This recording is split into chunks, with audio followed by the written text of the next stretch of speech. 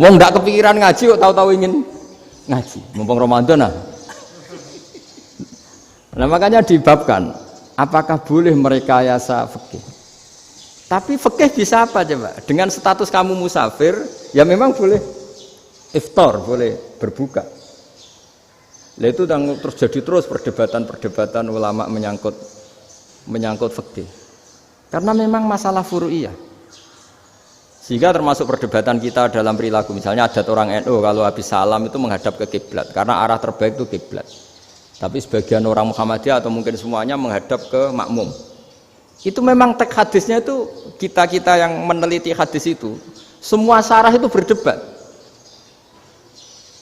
Nabi memuji kiblat itu arah terbaik, oke. Tapi di bab itu Nabi itu aqbala alaina, menghadap ke kita. Lalu pertanyaannya, kenapa menghadap ke kita? Ada mengatakan karena Nabi memang punya tradisi kadang ngendikan. Ya tentu dulu istilahnya tidak kultum, nggak ada istilah itu dulu. 7 menit itu nggak ada. Tapi ada ulama yang analisis begini, termasuk kitab Fathul Bari. Nabi itu tokoh sentral, taruh lagi Nabi itu tokoh sentral. Ini kata kitab Fathul Bari, bukan kata saya. Nah, orang-orang yang imamu kaumi, orang-orang yang jadi imam di daerah masing-masing, tetap kalau sholat itu ikut Nabi. Ikut Nabi setelah salam langsung pulang. Jadi sebetulnya salam langsung pulang itu ya ada sejarahnya, karena dia mau jadi imam di daerahnya. Nah, tidak kebayang kalau Nabi itu madhep kiblat. Kalau Nabi madhep kiblat, orang yang masbuk, yang barusan datang, pasti langsung usolli misalnya fardhul isya'i misalnya. Terus makmum Nabi, padahal Nabi sholatnya sudah selesai. Jadi intinya gini kata Fathul Bari, imam setelah salam itu harus bikin gerakan atau omongan atau apa saja yang menunjukkan kalau sholatnya selesai. Di antara gerakan itu adalah beliau harus menghadap ke hadirin atau menghadap ke utara atau apa saja yang penting menunjukkan kalau sholat ini sudah selesai. Itu fikih. Jadi fikih itu cara menganalisis itu memang unik. Karena kalau Nabi tetap seperti itu, posisi pancet seperti itu, maka orang yang baru datang mengira Nabi masih sholat. Nah, pertanyaannya kalau mereka sudah takbir, malah sholatnya tidak sah. Kenapa tidak sah? Menggantungkan sholat atau mengikatkan sholatnya dengan orang yang sudah tidak sholat. Jadi menjadikan orang yang nggak sholat sebagai imamnya, kan nggak boleh. Maka Nabi harus memaklumatkan dengan gerakan itu bahwa beliau sudah tidak sholat. Karena orang datang dari berbagai daerah. Jadi nganalisis fikih, fiqhul hadis namanya. Itu ulama itu mau tidak mau debat. Karena pertanyaannya itu kenapa? Ya memang mau apa? Karena yang namanya sosial itu yahtamilu muhtamilatin, ada sekian kemungkinan. Makanya dalam madzhab istimbat itu, ketika Nabi sedekah pakai tamer, pakai kurma, itu ulama mesti ngitungnya tuh kut. Kut itu makanan pokok.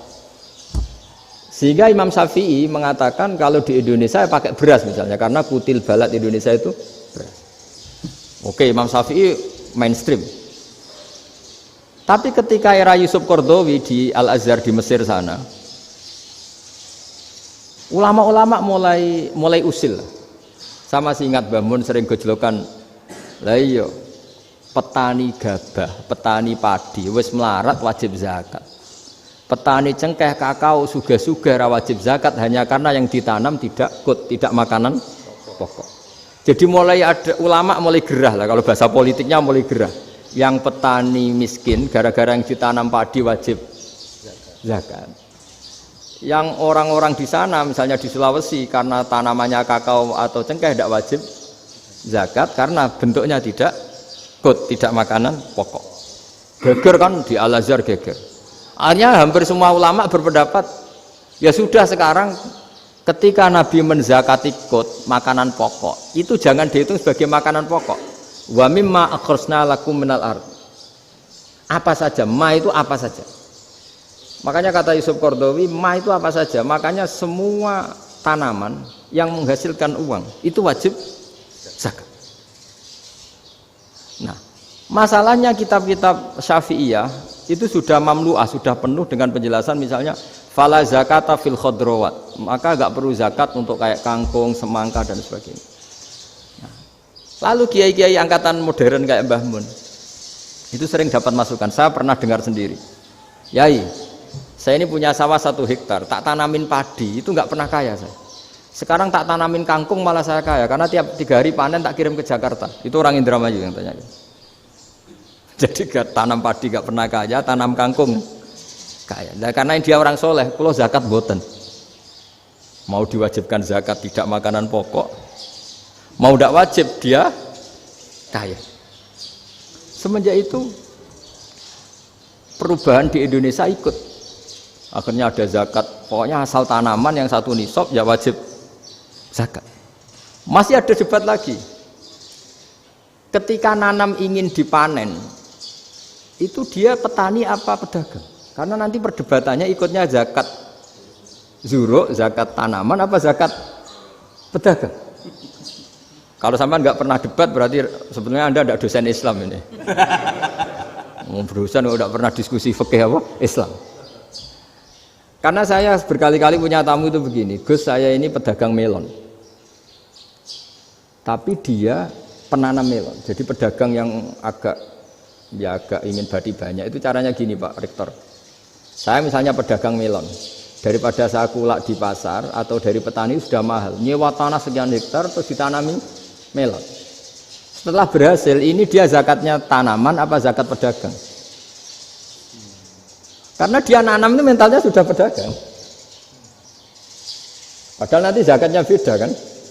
Yang 1,2% yang satu rubul usur sama nisul usur sama usur. 1/10 sama 1/20. Kalau zakatnya zuruk kan 1/10 atau 1/20. Yang satu rubul usur, kira-kira 2,5.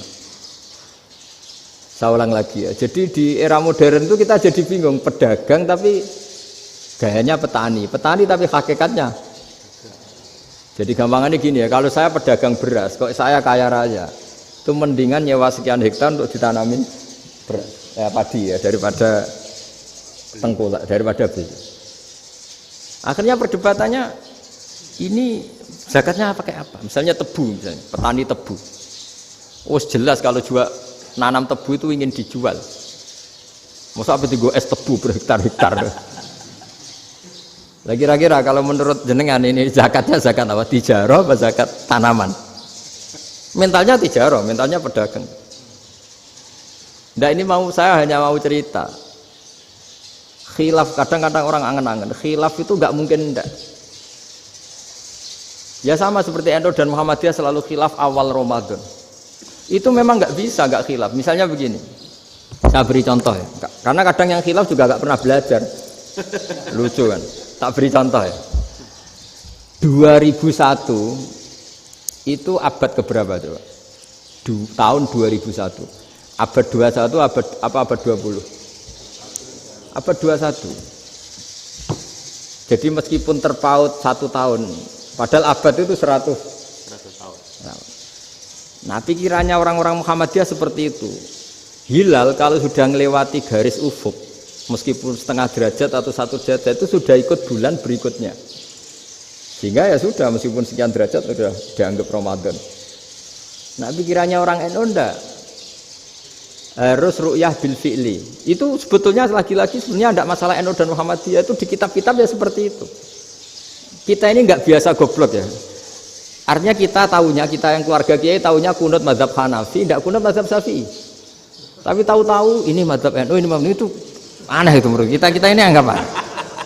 Mana ada Muhammadiyah jadi mustahid, mana ada NU jadi mustahid.